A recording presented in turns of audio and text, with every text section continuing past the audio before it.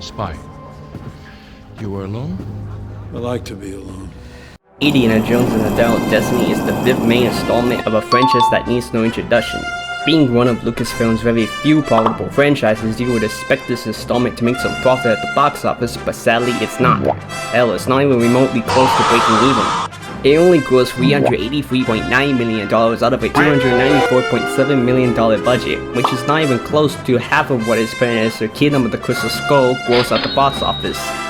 So this result makes me ask a question I have been wanting to answer for quite a while. What caused this movie to bomb at the box office, and is it the biggest box office bomb of all time, or is that just a misconception? I think I have some contributing factors that might explain why it bombed at the box office, so let's get right into it. Let's go! Production budget. First, let's talk about that budget. $294.7 million. That does sound expensive to spend that much money toward the film's production, and I get the saying, the more you spend toward your budget, the more likely your movie is to fail at the box office. What many people fail to note, however, is Indiana Jones and the Dial of Destiny spent so long in development that its original release date was set to be July 19, 2019. The earliest sight of slight confirmation was all the way back in 2013, shortly after Disney acquired Lucasfilm. To keep this segment short, simple, and straight to the point, Indiana Jones and the Dial of Destiny was confirmed to be in development back in 2016, and the cast and crew took 7 years to complete the movie. From 2016 to 2023 consists of a series of multiple delays due to numerous drafted screenplays, the COVID-19 pandemic, and a reported injury on set. Assuming the movie's budget was to start off at $200 million, the latter two issues caused the budget to suddenly inflate. During post-production, several CGI techniques caused the budget to inflate again. Development and production on the movie was finally completed by a near 3 months before the movie was released to theaters worldwide. Continental drift. Continental drift! Expensive movie tickets. Let's now talk about the movie theater experience.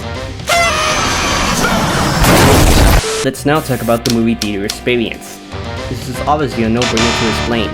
You pay for tickets containing seats for a movie showtime, verify those tickets, find that movie showtime, find your seats, and you watch the movie while seated.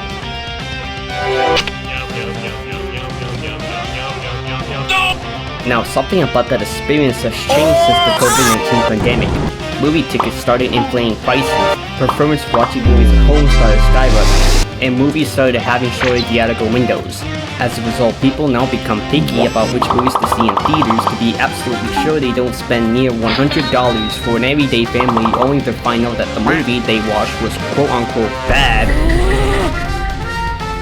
Or for one person to watch multiple showtimes for either different movies or the same movie.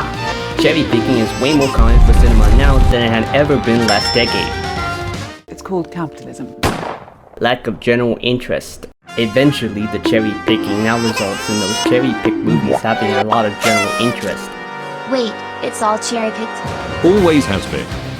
Word of mouth and cherry picking may sound familiar, but I guarantee you that they're not. Cherry picking generally happens before watching a movie, while word of mouth happens after watching a movie. Movie promotion also happens to fall under different conditions. This is a certified classic. It's really a 3-step process to obtaining general interest. You get promoted a movie, then you decide whether you will want to watch the movie in a theater or not, and finally if you do end up watching it, you will spread your word about whether you will recommend this to other people or not, and whether you will recommend other people to see it in a theater or wait until it officially reaches their home. Most box office successes always succeed these 3 steps. If any of these steps for any reason fail, it might impact how much money the movie is guaranteed to make at the box office. Oh, come on, Indy. That was funny. Funny. I'm stuck in Tangier with a broken tuk-tuk and 2 thieves. I'm wanted for murder. Nazis have half of Archimedes' dial and your father's notebooks. Now that's all at least some fine and dandy explanation, but how do we connect all of this to the amount of money Indiana Jones and the Dial of Destiny made at the box office? Let's just take a look at how Disney marketed this movie. We can clearly see that Disney marketed the hell out of this movie even in the following weeks before the movie was released to theaters, but what did people have to say about it?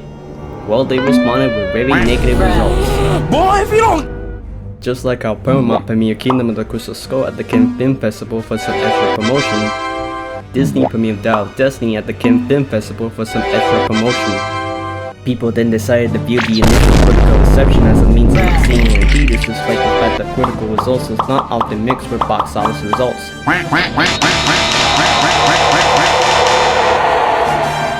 So no, its initial Rotten Tomatoes score did not cause the movie to fail the box office.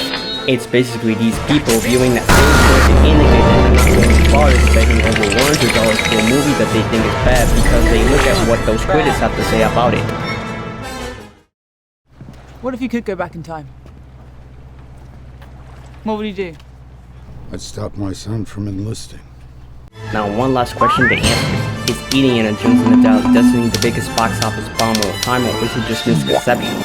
It's hard to tell because the inner secrets of how much percentage of ticket prices movie theaters keep and what goes toward the movie studios and such.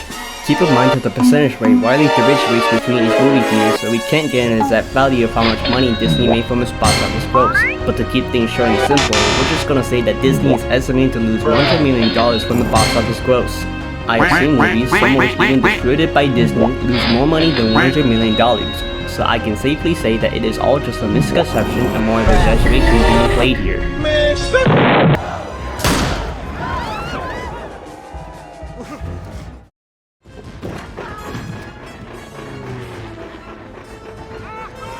Quite a shame too. I actually like this movie, and I have encountered far worse me than this.